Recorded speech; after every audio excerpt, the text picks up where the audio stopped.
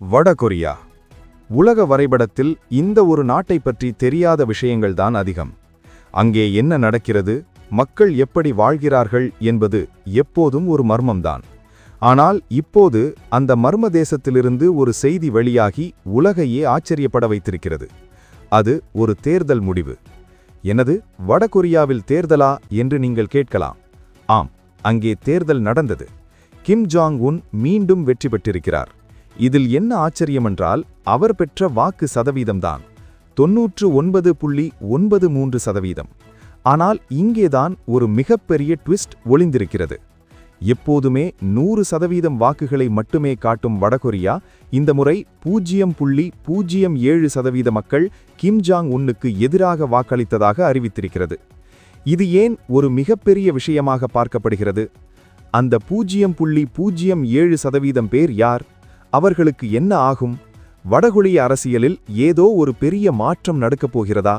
இதை பற்றித்தான் இந்த வீடியோவில் நாம் விரிவாக பார்க்கப் போகிறோம். முதலில் இந்த தேர்தலை பற்றி பார்ப்போம்.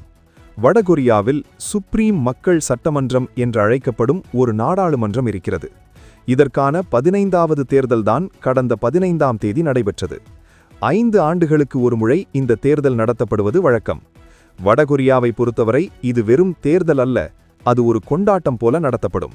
மக்கள் அனைவரும் கட்டாயமாக வாக்களிக்க வேண்டும் என்பது அங்கே எழுதப்படாத சட்டம்.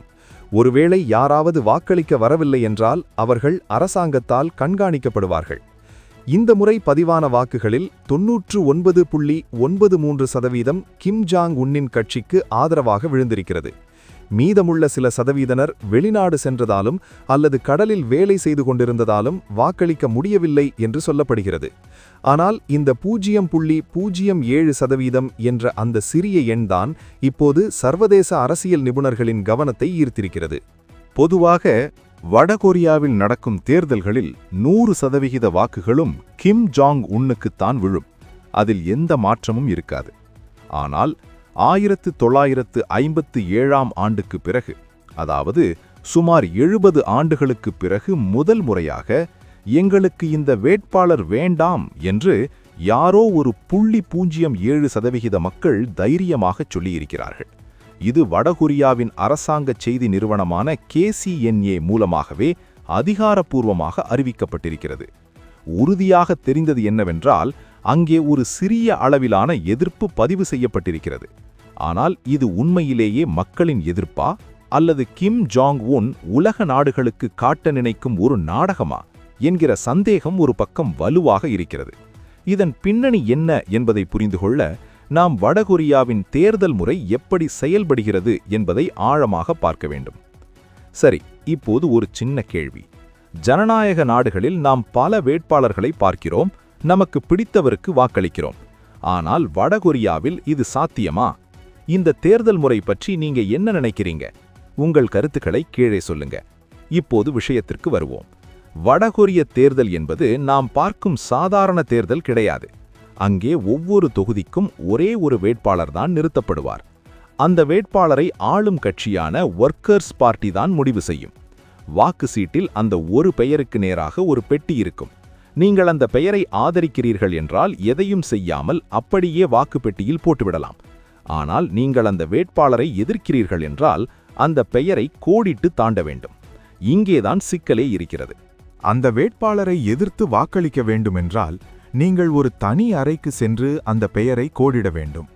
நீங்கள் அந்த அறைக்கு செல்வதையே அங்கே இருக்கும் அதிகாரிகள் கவனித்துக் கொண்டிருப்பார்கள். அப்படியென்றால் நீங்கள் கிம் ஜாங் உன்னுக்கு எதிராக செயல்படுகிறீர்கள் என்பது அவர்களுக்கு தெரிந்துவிடும். அதன் பிறகு என்ன நடக்கும் என்பது அந்த நாட்டு மக்களுக்கே தெரியும். இதனால்தான் பல தசாப்தங்களாக அங்கே 100% ஆதரவு கிடைத்து வந்தது. அப்படி இருக்கும்போது இந்த 0.07% எதிர்ப்பை அரசாங்கம் ஏன் வெளியே சொல்ல வேண்டும்? சில அரசியல் ஆய்வாளர்கள் சொல்வது என்னவென்றால், வடகொரியா இப்போது உலக நாடுகளின் முன்னால் தன்னை ஒரு சாதாரண ஜனநாயக நாடு போல காட்டிக்கொள்ள முயற்சிக்கிறது.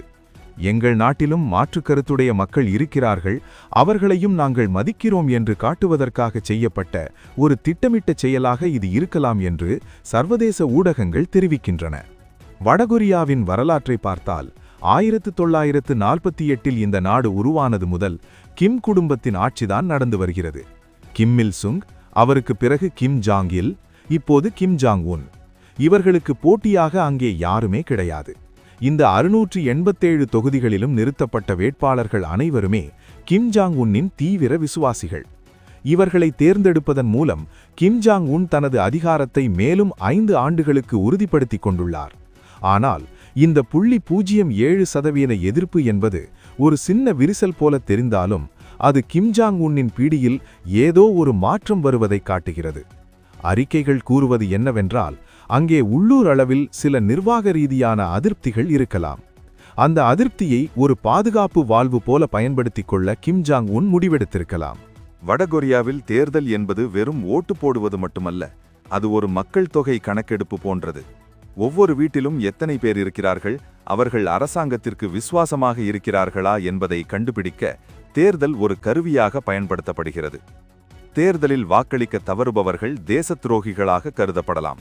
இதனால்தான் காய்ச்சல் இருந்தாலோ அல்லது நடக்க முடியாத நிலையில் இருந்தாலும் கூட மக்கள் வாக்குச்சாவடிக்கு இழுத்து வரப்படுகிறார்கள். வெளிநாடுகளில் வேலை செய்யும் வடகொரியர்கள் கூட அந்தந்த நாடுகளில் உள்ள தூதரகங்களுக்குச் சென்று வாக்களிக்க வேண்டும். இவ்வளவு கடுமையான சட்டங்கள் இருக்கும் ஒரு நாட்டில் 0.07% பேர் வேண்டாம் என்று சொன்னது எப்படி சாத்தியம்? சில ஊடகங்கள் தெரிவிப்பது என்னவென்றால், இது ஒரு கட்டுப்படுத்தப்பட்ட எதிர்ப்பு, அதாவது அரசாங்கமே சிலரை இப்படி வாக்களிக்கச் சொல்லி அதன் மூலம் தேர்தலை உண்மையானது போல காட்ட முயல்கிறது. 1957ஆம் ஆண்டுக்கு முன்னால் வரை வடகொரியாவில் சில நேரங்களில் இப்படிப்பட்ட எதிர்ப்பு வாக்குகள் பதிவாகியிருக்கின்றன. ஆனால் அதன் பிறகு வந்த காலங்களில் கிம் குடும்பம் தனது பிடியை மிக தீவிரமாக்கியது. எப்போதுமே 100க்கு 100% தான் முடிவுகள் வரும். இப்போதும் கூட கிம் ஜாங் உன் பெற்ற வாக்குகள் 100க்கு 99.93% தான். ஒரு மிகப்பெரிய தலைவருக்கு 0.07% எதிர்ப்பு என்பது ஒன்றும் பெரிய விஷயம் கிடையாது. ஆனால் அந்த தகவலை மக்களிடம் கொண்டு செல்வதுதான் இங்கே ஹைலைட். இதன் பின்னணி என்னவாக இருக்கும் என்று பார்த்தால், வடகொரியா சமீப காலமாக பொருளாதார நெருக்கடியில் சிக்கித் தவிக்கிறது. உணவு தட்டுப்பாடு மற்றும் சர்வதேச தடைகள் காரணமாக மக்கள் மத்தியில் ஒருவித சோர்வு இருக்கிறது. அந்த சோர்வை வெளிப்படுத்த ஒரு சிறிய இடத்தை கொடுத்து பெரிய புரட்சி வெடிக்காமல் தடுக்க கிம் ஜாங் உன் முயற்சிப்பதாக பல நிபுணர்கள் கருதுகிறார்கள். சுப்ரீம் மக்கள் சட்டமன்றம் என்பது பெயருக்குத்தான் சட்டமன்றம்.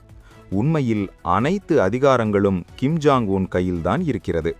வருடத்திற்கு ஒரு முறை அல்லது இருமுறை கூடும் இந்த சட்டமன்றம் கிம் ஜாங் உன் கொண்டு வரும் சட்டங்களுக்கு ஒரு ரப்பர் ஸ்டாம்ப் போல அங்கீகாரம் வழங்கும். பட்ஜெட் தாக்கல் செய்வது, முக்கிய அதிகாரிகளை நியமிப்பது போன்ற வேலைகள் இங்கே நடக்கும். ஆனால் விவாதங்களோ அல்லது எதிர்க்கட்சிகளின் கேள்விகளோ அங்கே இருக்காது. இந்த முறை 15வது சட்டமன்றம் அமைக்கப்பட்டிருக்கிறது. இதன் மூலம் கிம் ஜாங் உன் தனது ஆட்சியை அடுத்த 5 ஆண்டுகளுக்கு தக்க வைத்துள்ளார். கடந்த 15 ஆண்டுகளாக அதிபராக இருக்கும் அவர் இப்போது தனது அதிகாரத்தை இன்னும் ஸ்திரப்படுத்தியுள்ளார். இந்த 687 உறுப்பினர்களும் அவருக்கு மிகவும் வேண்டியவர்கள் என்பதால் இனிவரும் காலங்களில் அவர் எடுக்கும் முடிவுகளுக்கு எந்த தடையும் இருக்காது. வடகொரியாவின் இந்த தேர்தல் முடிவை மற்ற நாடுகள் எப்படி கவனிக்கின்றன? குறிப்பாக அமெரிக்கா மற்றும் தென்கொரியா இந்த மாற்றத்தை உன்னிப்பாக பார்க்கின்றன. வடகொரியா தொடர்ந்து ஏவுகணை சோதனைகளையும் அணுவாயுத பயிற்சிகளையும் செய்து வருகிறது. இப்படிப்பட்ட சூழலில் உள்நாட்டில் ஒரு தேர்தல் நடத்தி அதில் தனது பலத்தை நிரூபிப்பது கிம் ஜாங் உன்னுக்கு தேவைப்படுகிறது. சர்வதேச ஊடகங்கள் போன்ற தகவல்களில் இந்த 0.07% எதிர்ப்பு என்பது கிம் ஜாங் உன் தன்னை ஒரு நவீன தலைவராக மாற்றிக்கொள்ள எடுக்கும் முயற்சியின் ஒரு பகுதி என்று சொல்லப்படுகிறது. அவர் மற்ற சர்வாதிகாரிகளைப் போல அல்லாமல் கொஞ்சம் மாறுபட்ட அணுகுமுறையை கொண்டவர் என்பதை காட்ட அவர் விரும்புகிறார். ஆனால் உண்மையில் மக்கள் சுதந்திரமாக வாக்களித்தார்களா என்று கேட்டால் அதற்கான பதில் இல்லை என்பதுதான் நிதர்சனம். வடகொரிய மக்களின் வாழ்க்கை முறைக்கும் இந்த தேர்தலுக்கும் நெருங்கிய தொடர்பு உண்டு. தேர்தல் நாளன்று மக்கள் அனைவரும் புத்தாடை அணிந்து கிம் ஜாங் உன் மற்றும் அவரது தந்தை தாத்தாவின் சிலைகளுக்கு முன்னால் நடனமாட வேண்டும். இது ஒரு கட்டாய கொண்டாட்டம். அங்கே உள்ள உள்ளூர் கண்காணிப்பு குழுக்கள் ஒவ்வொருவரையும் கண்காணிக்கும். பொதுவான பின்னணி என்னவென்றால், வடகொரியாவில் ஒரு தனிநபர் சுதந்திரம் என்பது கிடையாது. அவர்கள் எதை சாப்பிட வேண்டும், என்ன தலைமுடி அலங்காரம் செய்து கொள்ள வேண்டும் என்பது வரை அரசாங்கம்தான் தீர்மானிக்கிறது. அப்படி இருக்கும்போது தேர்தல் என்பது அவர்களுக்கு ஒரு கடமையாக மட்டுமே இருக்கிறது. இந்த முறை அந்த 0.07% எதிர்ப்பு வாக்குகள் எந்த தொகுதிகளில் விழுந்தன என்பது பற்றி எந்த தகவலும் இல்லை. ஒருவேளை அந்த தொகுதிகளின் அதிகாரிகள் தண்டிக்கப்படலாம் அல்லது அதுவே ஒரு திட்டமிட்ட நாடகமாக இருக்கலாம். இந்த செய்தியின் மற்றொரு பக்கம் என்னவென்றால் வடகொரியாவில் நிலவும் வறுமை. பல ஊடகங்கள் தெரிவிக்கும் தகவலின்படி வடகொரியாவில் மக்கள் அடிப்படை தேவைகளுக்காக போராடி வருகிறார்கள். ஆனால் அரசாங்கமோ இராணுவத்திற்காகவும் ஆயுதங்களுக்காகவும் பில்லியன் கணக்கில் செலவிடுகிறது. இந்த முரண்பாட்டை மக்கள் உணராமல் இருக்க இதுபோன்ற தேர்தல் நாடகங்கள் தேவைப்படுகின்றன. 99.93% மக்கள் தனக்கு ஆதரவாக இருக்கிறார்கள் என்று காட்டுவதன் மூலம் மக்களுக்குத்தான் வேண்டும் என்பதை அவர் உலகிற்கு சொல்கிறார். ஒரு நாட்டின் ஒட்டுமொத்த மக்கள் தொகையும் ஒருவரை விரும்புவது என்பது நடைமுறையில் சாத்தியமே இல்லாத ஒன்று. ஆனால் வடகொரியாவில் அந்த சாத்தியமற்றதுதான் சாத்தியம் என்று நம்ப வைக்கப்படுகிறது. 2026ஆம் ஆண்டின் உலக அரசியலில் வடகொரியா ஒரு முக்கிய இடத்தை பிடிக்கிறது. அமெரிக்காவுடன் பேச்சுவார்த்தை நடத்துவதா அல்லது ரஷ்யாவுடன் நெருங்குவதா என்பதில் கிம் ஜாங் உன் தெளிவாக இருக்கிறார். இந்த தேர்தல் முடிவுகள் வெளியான பிறகு அவர் தனது இராணுவ பலத்தை இன்னும் அதிகரிக்கப் போவதாக செய்திகள் வருகின்றன. ஆனால் இதை பற்றி சிலரின் கருத்து என்னவென்றால், கிம் ஜாங் உன்னின் அதிகாரம் இப்போது உச்சத்தில் இருக்கிறது. அவருக்கு எதிராக செயல்பட்ட பல முக்கிய அதிகாரிகள் கடந்த காலங்களில் நீக்கப்பட்டுள்ளனர் அல்லது கொல்லப்பட்டுள்ளனர். அப்படிப்பட்ட ஒரு பயங்கரமான சூழலில் 0.07% எதிர்ப்பு என்பது உண்மையிலேயே ஒரு பெரிய அதிசயம்தான். இது ஒருவேளை வடகொரியாவின் புதிய முகமாக இருக்கலாம். சரி, இப்போது பலருக்கும் ஒரு சந்தேகம் வரும். இந்த 0.07% மக்கள் எதிர்ப்பு தெரிவித்ததாகச் சொன்னார்களே, அவர்கள் யார்? அவர்கள் மீது என்ன நடவடிக்கை எடுக்கப்படும்? வடகொரியாவை பொறுத்தவரை ரகசிய வாக்குப்பதிவு என்பது கிடையாது. ஒவ்வொரு வாக்குச்சாவடியிலும் அதிகாரிகள் இருப்பார்கள். எதிர்ப்பு தெரிவிப்பவர்கள் யார் என்பதை எளிதாக கண்டுபிடித்துவிட முடியும். ஆனால் இந்த முறை அரசாங்கமே இதை அறிவித்திருப்பதால் அங்கே ஒருவித மன்னிப்பு அல்லது சகிப்புத்தன்மை இருப்பதை வெளிக்காட்ட கிம் முயல்கிறார். ஆனாலும் அங்கே மனித உரிமை மீறல்கள் தொடர்ந்து கொண்டேதான் இருக்கின்றன என்று சர்வதேச மனித உரிமை அமைப்புகள் குற்றம் சாட்டுகின்றன. இந்த தேர்தல் ஒரு ஜனநாயக முறைப்படி நடந்திருந்தால் முடிவுகள் கண்டிப்பாக வேறாக இருந்திருக்கும் என்பதில் சந்தேகமில்லை. இதுவரை நாம் பார்த்த விஷயங்களை சுருக்கமாக பார்த்தால், வடகொரியாவில் கிம் ஜாங் உன் 15வது முறையாக தனது அதிகாரத்தை நிலைநாட்டியுள்ளார். 99.93% ஆதரவு என்பது அவருக்கு ஒரு பெரிய வெற்றிதான். ஆனால் அந்த 0.07% எதிர்ப்பு என்பதுதான் இந்த தேர்தலின் திருப்புமுனை.